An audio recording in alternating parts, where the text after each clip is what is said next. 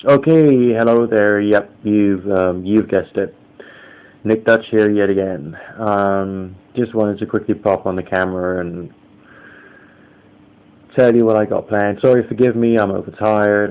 Had about like 3 hours sleep in the past 24 hours. I'm about to go out and then do another like 12 hours worth of availability so I can take plenty of calls.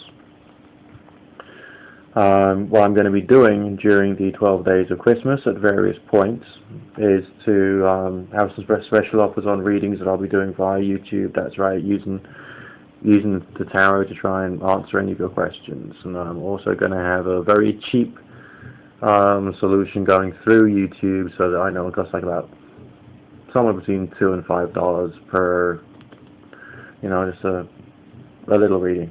Okay, so we'll have that sorted out for you in the new year as well. Sorry, in the 12 days of Christmas as well.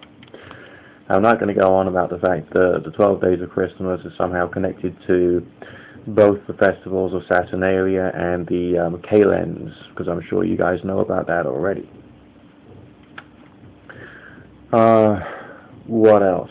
I'm going to post a link to one of my previous videos, and I just wanted to point out quickly why I made that point there. And that's because I'm not sure, of course, I haven't been to every single practical magical group out there, or practical divination group, or group of mediums and seers and all the rest of it, but I just don't think that you're going to get that kind of outlook when you're actually in practical magical groups or religious magical groups, because they all take from religion. The biggest sort of like dichotomy and problem with, one of the many big problems with the occult is that to be able to do anything strange, ideally you need to be in some kind of religious state of mind. But some people, it will turn them religious. I don't think you have to be religious at all. You can be as atheistic as you want to be, or as agnostic as you want to be. But to do strange things, you've got to enter into that strange, prayerful state of mind. That just seems to be the way it is. And everything else seems to occur is how you go through like various intellectual and creative loops as to how to like change your state of mind and the rest of it. Alright? And how to visualize different things and get different ideas going on inside your head, so that you can then do whatever it is you're setting out to do.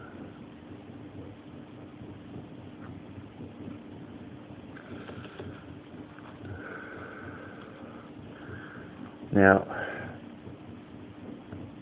I guess one of the reasons I'm pointing this out is that a lot of people get involved in religion to try and attempt to achieve something supernatural. You don't have to do that. There's nothing to say that you have to do that, but to develop some religious ideas and to use them, fine. Go ahead with it. But disbelieve it afterwards. I mean, in Aleister Crowley's writings, he goes on about the methodologies for casting a circle, the fact you've got to consecrate the circle again if the little demon that you summon doesn't go away or doesn't do what it's told. And so he's treating in his writings the idea that the demons are real. But in other sections of his writings, he then goes to say that these beings are imaginary. And that's essentially the best way of seeing things. When you're doing your prayer, meditation, ritual, and the rest of it, you treat them as if they are real beings. You're in a prayerful, reverent state of mind, so you can experience these beings as real, and you can do weird things to these weird things to try and get the results you're after. Am I making any sense? If I'm not, leave comments. Okay? But the whole point is that there isn't necessarily a point in developing religion or to become religious.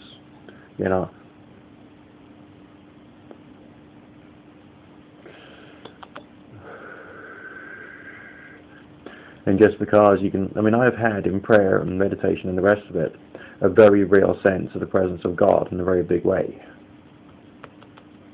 It doesn't mean to say that He exists. I just had an experience, that's all. And when I did, and when I had things which could be put under the title or the name or whatever of telepathy and astral projection, do I actually know the mechanism of what happened there? No, but I can tell you roughly what seemed to happen. and then leave it up to your experimentation. Again, I don't have to be religious. You don't have to be religious. None of us have to be religious to be able to do stuff that religious people claim to.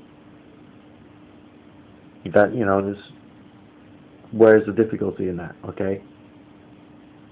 You'll be better off being either agnostic or atheist, I reckon.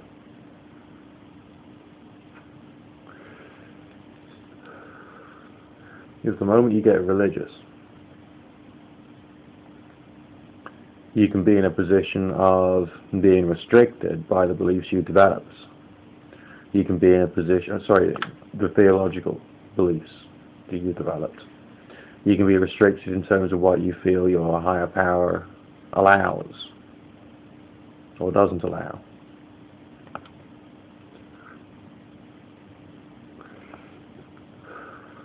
You can be restricted in terms of the time of day or the hour of the day or the day of the week, the month of the year, the season when you can do this stuff, which is of course nonsense.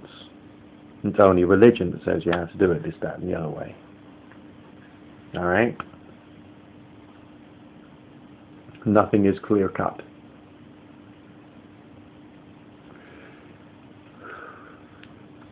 When a person goes to a religious magical group to try and find out how to do something strange, they may do it out of a need, but either way they'll want a result, and a real result. And so all they end up getting is religious interpretations of the way the world works. So that has to be framed correctly, so that the inquirer, the new person to magic or whatever, doesn't get a misinterpretation. Remember, any newcomer to magic is driven by a desire to achieve something.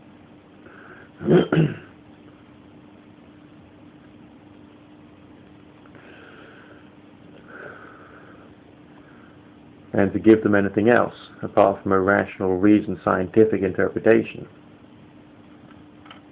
is to abuse them.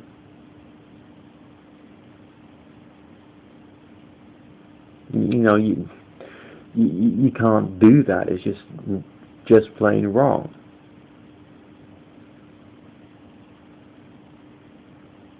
And if you're promoting a religion, promote it to people who want religion.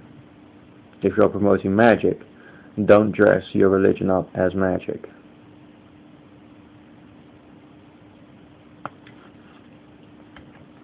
I suppose the final thing I'd say is that when Crowley said that magic was the science and art of change in accordance with the will, you need to be able to think like a scientist, not like a religious person. Just ask yourself whether you're doing that, and whether you're using language in the same manner, not necessarily the same words, but in the same manner as a scientist. Natural scientists are in fact the occultist's best friend. They teach us how to reason, they teach us how to think, they teach us how to analyze, and they teach us how to be critical and to disbelieve strange beliefs. They are our friend. They also point out more about how the brain works so that we can work out more about what we're doing and how to hopefully get better results. Think about it. Good fortune, God bless, Merry Christmas, Happy New Year.